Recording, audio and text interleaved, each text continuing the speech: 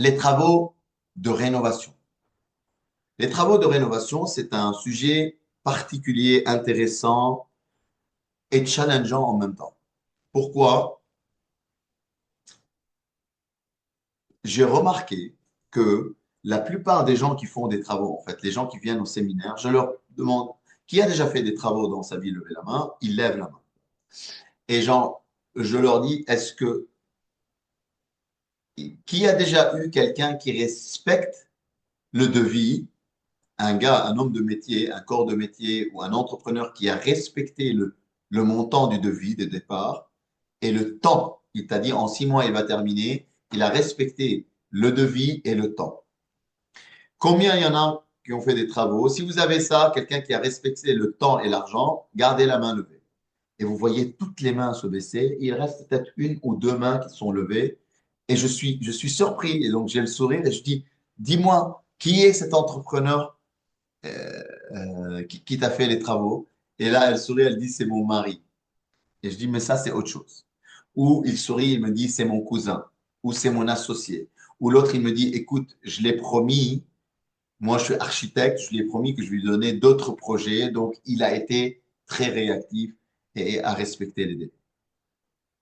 Et malheureusement, je ne sais pas ce qui se passe, guys, mais trouver un bon entrepreneur qui respecte les délais et le budget, parce que le montant total va impacter mon cash flow si ça dérape, et les délais, s'il met plus de temps, c'est des mois et des mois que je rembourse l'argent à la banque et il n'y a pas de loyer qui rentre. Donc ça aussi, ça impacte mon cash flow. Donc vous voyez, les travaux de rénovation, c'est dommage qu'on ne trouve pas vraiment des hommes de qualité parce qu'à chaque fois, les gens qui sont bien, bah, ils sont débordés, ils prennent plusieurs projets en même temps, que je peux comprendre aussi que parfois, ils sont en train d'enlever le plafond et ils découvrent des surprises. Tu vois. Ça arrive. Je ne dis pas le contraire, ça arrive. Mais ce sont des experts aussi. Donc, je préfère quand même qu'on me dise, écoute, plus ou moins 10% au cas où il y a des surprises. C'est eux les experts.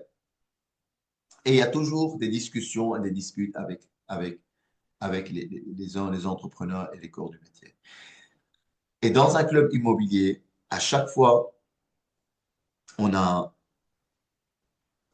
on a, on a des gens qui sont corps de métier qui commencent à venir. Il y a des gens, ça se passe super bien. Il y a d'autres, ils s'entendent pas. On dirait c'est karmique, quoi. Ils s'entendent pas.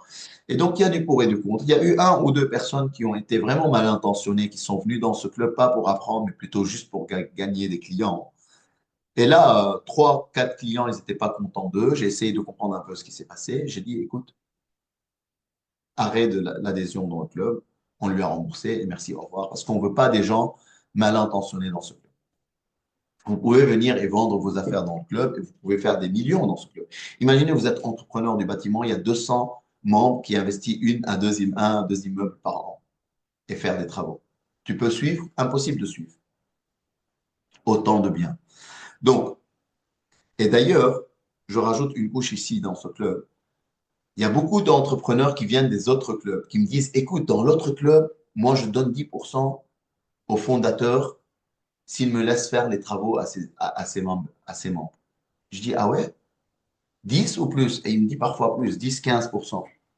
Je lui dis, c'est quoi en fait? Tu fais des devis aux membres et s'il signe 10 000 euros, 100 000 euros par exemple le devis, lui il récupère 10 à 15 000, le fondateur ou la fondatrice. Il me dit, yes, et si tu me laisses un peu venir faire des devis chez toi, je peux te donner 10 ou 15 autistes.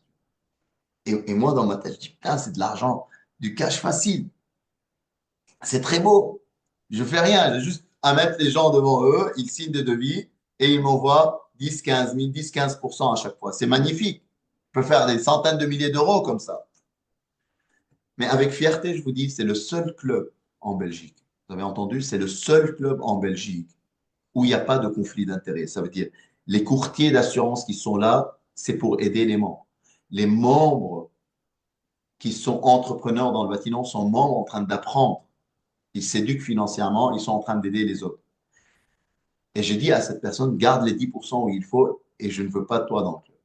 Les notaires, si le notaire il fait une erreur avec les membres du club deux fois, il n'est plus notre notaire. Notre notaire, on lui a doublé son chiffre d'affaires. C'est lui qui a besoin de nous. Nos fiscalistes, nos avocats, nos comptables, nos architectes, s'ils font une connerie avec les membres du club deux, trois fois, ils sont virés de ce club. C'est eux qui ont besoin de nous. Et je ne touche aucun pourcentage avec fierté, je le dis à haute voix, et je ne fais pas de conflit d'intérêt. Je dis, au lieu de me donner ces 10-15%, je veux que tu réduises 25% sur ton devis pour que tu sois le moins cher. Et si j'apprends que tu es plus cher que la concurrence, tu sors, je ramène la concurrence. Moins cher et meilleure qualité. Mais tu as du volume chez nous. Et tu as des gens avec qui tu peux parler, éduquer. Donc, les travaux de rénovation, c'est un métier un peu critique. C'est pour ça, moi, ce que je fais, c'est je regarde un petit peu les coûts des travaux. Je dois m'assurer que les coûts des travaux ne débordent pas et la durée des travaux ne déborde pas. Donc, les coûts de travaux, je focus sur la main-d'œuvre et les matériaux. Donc, je vais commencer par comment je vais réduire les coûts des travaux. Ben, je vais essayer de trouver des matériaux moins chers. Et comment trouver des matériaux moins chers? Il existe plein de possibilités. Donc, je vais les citer. Par exemple, si vous habitez en Wallonie, proche de la France, vous pouvez partir à Maubeuge, par exemple, ou à Brico Dépôt en France, à la frontière, et vous pouvez montrer que c'est une société belge qui achète d'une société française. Comme ça, vous ne payez pas la TVA. Et les prix des matériaux en France sont beaucoup moins chers que les prix de matériaux en Belgique. Par exemple, les cuisines, si vous avez des biens à louer, les cuisines de Brico Dépôt, c'est vraiment, il n'y a pas moins cher. Cherchez partout en Belgique, il n'y a pas moins cher. Entre 20 000 et 2 000. C'est vraiment ça. Vous allez me dire, ouais, mais tous les 5 ans, il faut peut-être changer les charnières ou changer la planche. Et alors, 500 euros, tu la changes, ou 200 euros, tu la changes. Tous les 5 ans, ce n'est pas la fin du monde. De toute façon, si tu mets une Xina à quelqu'un qui va louer, il va te le dégrader à nouveau. Donc, matériaux moins chers. Vous pouvez acheter sur Internet des choses. Vous pouvez acheter, il y a des sociétés qui font faillite, où on va là-bas, on récupère des milliers de mètres carrés de, pas de carrelage, mais du granit ou du marbre. On va comme ça, on achète en gros. Qui veut 100? Lui, il me dit, moi, j'ai des rénovations chez moi, 200 mètres carrés. Moi, je veux 300 mètres. On veut 20 pots de peinture. Lévis. Au lieu de le payer 60 euros, c'est à 10, 15 euros. Il a fait faillite. On achète 20 pots de peinture, 30 pots de peinture, on les divise. Des tables, des mobiliers.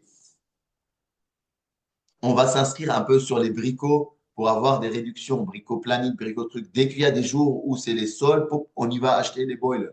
On achète parfois les trucs électriques en ligne et ainsi de suite. On se fait livrer. Donc, on essaie d'aller chercher peut-être dans les magasins des Turcs, les magasins bricots. Et chaque magasin, je rentre chez lui, je dis, mais comment ça se fait, toi, chez toi, la tuyauterie d'eau est la moins chère partout à Bruxelles? Mais Diane, c'est ma spécialité. Donc, j'attire les gens pour acheter de la plomberie chez moi, hein. Mais ils vont toujours prendre un seau de peinture de plus. Mais au moins, chaque bricot, il a sa spécialité. L'autre, c'est l'électrique, c'est le moins cher. L'autre, c'est la plomberie, c'est moins cher. L'autre, c'est plutôt les plaques J-Proc, c'est moins cher. L'autre, c'est les peintures. Et il existe des bricots vraiment moins chers parce qu'il achète en grande quantité et c'est lui qui casse les prix pour faire des promotions et vous allez acheter quand il y a des promotions. Donc, c'est comme ça qu'on joue sur les matériaux. Maintenant, si ce n'est pas vous qui doit acheter les matériaux, sachez que les entrepreneurs à qui vous faites appel, parfois, ils ont 60% de réduction. Vous pouvez lui dire, écoute, je sais que tu as 60%, 50% de réduction. Est-ce que tu veux qu'on coupe en deux? Donc, combien tu l'achètes? OK, au lieu de 100, tu l'as acheté 50. Allez, on va couper la poire en deux. Facture moins 75 au lieu de 100. Tu comprends? Ben ça, vous pouvez négocier pour réduire un peu le prix de matériel. Le prix de la main-d'œuvre, ben c'est ici en fait. Du moins cher au plus cher. Faire les travaux vous-même, je ne vous conseille pas parce que moi, je ne suis pas bricoleur. Déjà, peut-être détacher les papiers peints, faire la dernière couche de peinture, je ne sais pas, mettre les poignées de porte, mettre les scotch autour des prises électriques avant de faire la peinture. Ce genre de choses, tu peux les faire un peu, mais surtout ne fais pas l'électricité, la plomberie, le chauffage parce qu'il faut accès au métier de ça. OK? Ensuite, soit tu peux engager des entrepreneurs ou des corps de métier et toi-même les coordonner. Ou tu engages un entrepreneur général, ou tu engages un maître d'œuvre, ou tu engages un architecte qui, lui, s'occupe de tout. Donc, Plus tu descends, plus tu as le peace of mind. Et ça, tu le fais seulement pour les rénovations lourdes. Pour les petites rénovations et rafraîchissements, tu essayes de faire les deux premiers quoi, pour réduire la main-d'œuvre. OK? Et tu vois, parfois, il y a des jeunes entrepreneurs qui viennent créer leur entreprise. Ils n'ont pas beaucoup de frais fixes généraux. Et donc, ils sont moins chers que quelqu'un qui a une structure qui existe depuis 20 ans, des voitures, des bureaux, un gars qui fait les devis, un gars qui relance, qui fait du marketing. Donc, il est obligé de monter ses prix. Donc, quand je commence, c'est comme ça que je fais attention à la main-d'œuvre et aux matériaux. Comme ça, je contrôle le coût des travaux. Idéalement, si vous voulez, vous pouvez prendre des corps de métier et coordonner par vous-même. Et la durée des travaux, je leur dis tout de suite, si vous retardez X semaines ou X mois, j'ai le droit à tout moment d'arrêter le contrat, je ne vous dois rien. Et j'essaye toujours d'avoir une solution backup de secours. Je les fais signer ces documents-là en mode, si ça traîne, je trouve quelqu'un d'autre. Il y a quelqu'un qui me dit, ah, j'ai pris un autre chantier et tout. Je dis, next, stop. Via ce mail, je te dis que je viens d'annuler notre contrat. Le devis n'existe plus. Et je trouve quelqu'un d'autre. Je dois être au taquet, quoi, en fait. Vous devez être un peu chef de projet pour qu'on puisse coordonner des travaux. OK? Bon.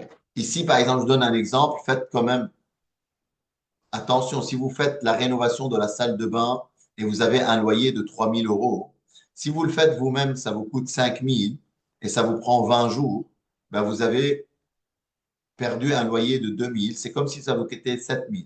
Mais si vous engagez un entrepreneur et il le fait à 6 500, mais il le fait en 3 jours, et juste vous avez perdu 3 600 € de loyer, bah peut-être vaut mieux engager un entrepreneur. Faites bien un peu votre calcul, un peu à ce niveau-là. OK? Mais attention, c'est comme ça, je focus sur le coût de travaux. Donc, moi, je préfère prendre des gens moins chers parfois, parce que je sais qu'il y a toujours des surprises. Comme ça, je me fais pas mal après. Et je mets un budget en plus au cas où ça dépasse. Mais c'est malheureux, guys. Mais si vous voulez faire des millions, créez une société dans le bâtiment. Il y a tellement de gens qui sont au chômage, mais le truc, c'est que c'est pas facile parce que c'est eux qui vont vous rendre dingue. Vous allez avoir des cheveux blancs pour pouvoir les motiver. Mais si vous êtes quelqu'un qui sait parler un peu avec les ouvriers et les motiver et tout ça, vous pouvez faire beaucoup d'argent. Et puis, non au chantage émotionnel. Souvent, ils vont dire, ma fille est malade, mon fils est malade, avance-moi l'argent, avance-moi l'argent. Un entrepreneur roumain, il m'a dit, Dani, on finit le studio avant la fin d'année. En décembre, il m'a dit, écoute, mon papa est décédé en Roumanie, je dois partir. Je dis, écoute, mes condoléances, il m'a dit, il me faut un peu d'argent, tu vois aussi. Donc j'étais gêné, je lui ai donné un peu d'argent. En janvier, fin janvier, j'ai vu une photo de lui sur Facebook, il était toujours vivant. Je dis, viens voir, mais t'es malade, tu voulais prendre tes vacances et tu as simulé le mort de ton père, mais c'est à force de respirer de la poussière, t'es pas bien dans ta tête. Tu aurais dû me dire que tu veux juste de l'argent de l'avance. Mais maintenant, j'ai compris que je ne cède plus au chantage émotionnel. Même si c'est trop euh, hard comme ça, je dis, écoute, mais ça, condoléances, mais non, j'avance pas l'argent. Ce qu'on a dit dans le devis, je paye 20%, 20, 20, 20, 20 à chaque jalon. Dès que le jalon est terminé, je paye tout de suite. Aucun souci. Donc ça, c'est un des moyens pour éviter que la durée des travaux pousse. Dès que vous avez de l'argent très rapidement, les entrepreneurs vont prendre un peu plus de temps. OK?